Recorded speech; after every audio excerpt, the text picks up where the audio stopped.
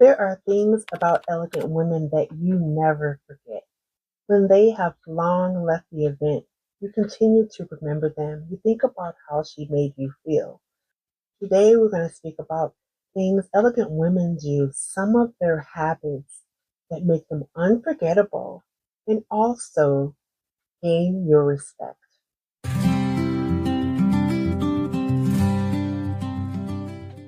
Elegant women are women that you consider classy. One thing that you notice about them is their thoughtful pauses. They engage in the conversation with you. They pause. They have their thoughts in place. They're not speaking over their tongue. They're not stumbling. And also, they're not waiting for you to get finished with what you're saying so that they can finish what they feel is more important. But they have thoughtful pauses, thinking about what they want to say, thinking about how they want to convey it. And that is really thoughtful.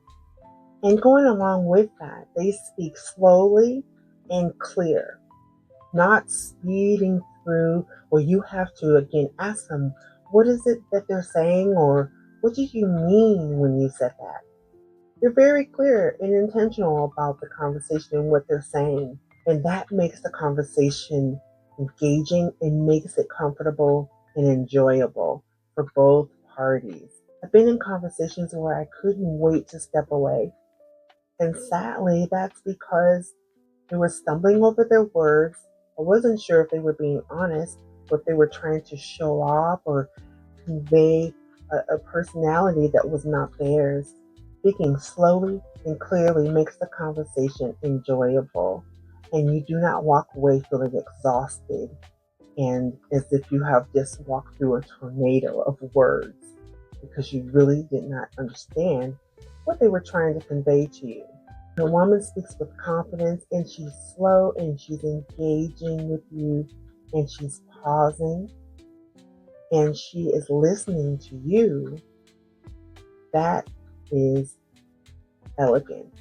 To go along with that, making people feel seen and heard. When you enter a room and you see someone that you recognize, or if you're meeting someone new, which is always nice, getting to know a new person, right? So when you're talking to someone, you want to look them in the eye when you're speaking with them. You don't want to be talking to them, or if they're speaking to you, you're looking over their shoulder. You're looking over their shoulder. You are hearing them. It looks as if you're waiting for a better opportunity. There is no better opportunity than the one that is in front of you. The person is speaking with you. You want to look them in the eye. When you smile, you want it to be genuine. That should be off the table. That's really rude, and I hate when people do that to me. Because I'm not sure if they're really listening. When you're speaking with someone, you want to look at them. You want to see them. And when that conversation ends, more than likely, they are looking forward to the next time they get to speak with you, because it was a beautiful experience and very pleasant for both parties. When you're speaking with an individual, or if you're on social media, or you're in the workplace, whatever the circumstance is, one thing you do not want to do is overshare. Keep a sense of privacy, not oversharing.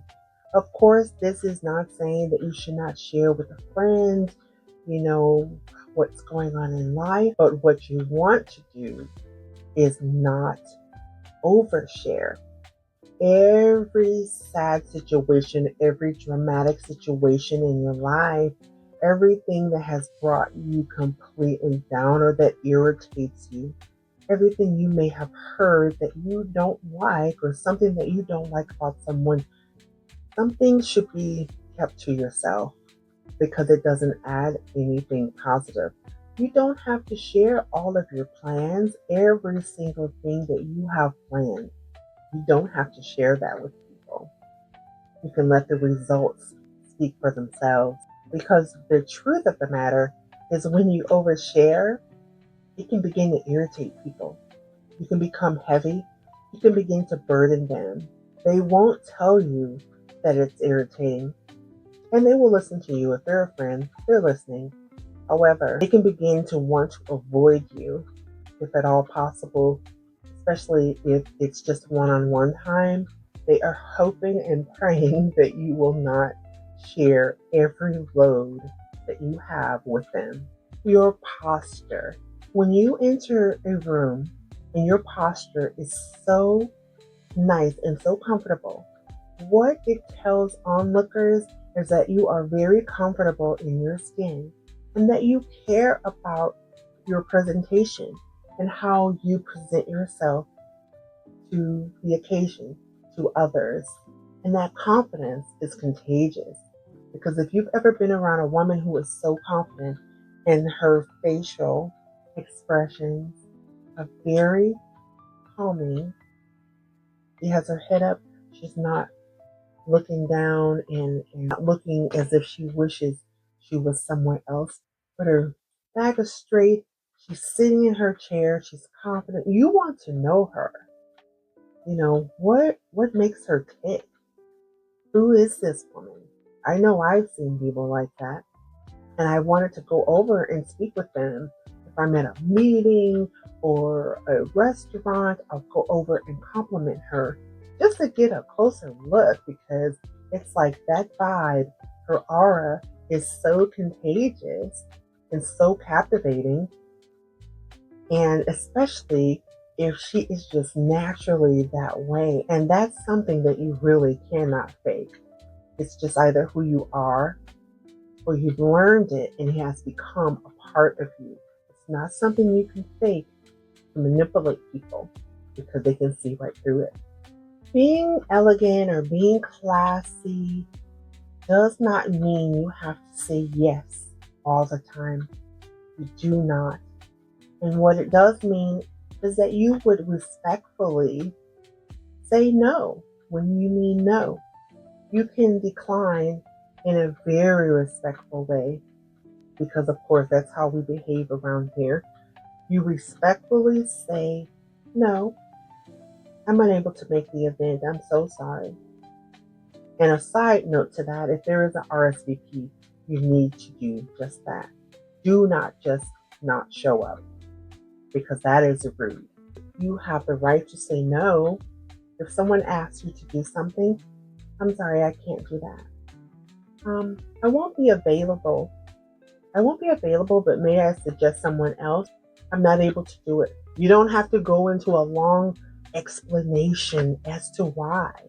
You don't have to have a long, lingering apology. Respectfully say no, and then move on. If it's something that makes you uncomfortable, no. You don't have to be rude and have a mean look on your face when you decline invites or anything else. But just say no and let your no mean no. You don't have to apologize. You don't have to drag it out. They will respect the fact that you said no and you meant it. You were not wishy-washy or unsure or able to be manipulated into saying yes when it's not something you wanted to engage in or not somewhere you wanted to go. The event that you're invited to, just say no. I'm unable to make it. I'm sorry. You can say I'm sorry, but not be apologizing. I'm so sorry that I can't make it. I promise next time I'll try to. Don't make those types of promises. You don't owe that. And if the opportunity presents itself another time, then of course you RSVP yes. Or if it's verbal, you tell the person yes the next time. But don't overpromise. I'm sorry I can't make it this time, but next time invite me again, I will promise. That looks very thirsty and it's not classy at all. Because then you put yourself in a position to be manipulated. And that's not something that you want to do. Because the person will continue to come back and try to make you feel guilty. You should never feel guilty about saying no. if it's honestly something that you cannot do or you do not feel is appropriate for you at this time. No, I'm sorry. We're unable to attend. I'm sorry I'm unable to make that event. I won't be available Saturday. And you don't have to go into the explanation of why. You do not owe that. Now, when it comes to your personal style, you want to dress with intention, not for attention. And the difference is that you dress the way that you like to dress. You have a certain look about you. You like a certain style. You like certain foods and so forth. I mean, just different accessories that have become your signature, right? So you're dressing with intention. If you are dressing for attention, it can go downhill very quickly. And you're not being your authentic self. And there is nothing more unflattering or not elegant as someone who is not being themselves. You can see it. She looks uncomfortable in her face. She's fidgeting. She looks as if she's hoping someone will compliment her on her outfit because she has jumped on a certain trend that she feels is eye-catching. So always dress intentionally for yourself, not to grab attention. Because when you walk in, when you put all of these pieces together that we have talked about today, if you walk in with that posture, no matter what you are wearing, you are comfortable, you will get the attention. You don't have to seek out attention. And that is the difference between a woman who is classy and elegant and a woman who is not. You never have to be an attention seeker. So thank you guys for stopping in today. I really enjoyed this conversation. And let me know what you gleaned from this. If you have any questions about anything that I've spoken about today, I would really like to have conversations. I enjoy when you comment below and I get to engage with you. It's really nice for me as well. Wherever you are in the world, have a wonderful morning, afternoon, or evening, and we will see you on the next one. You take care.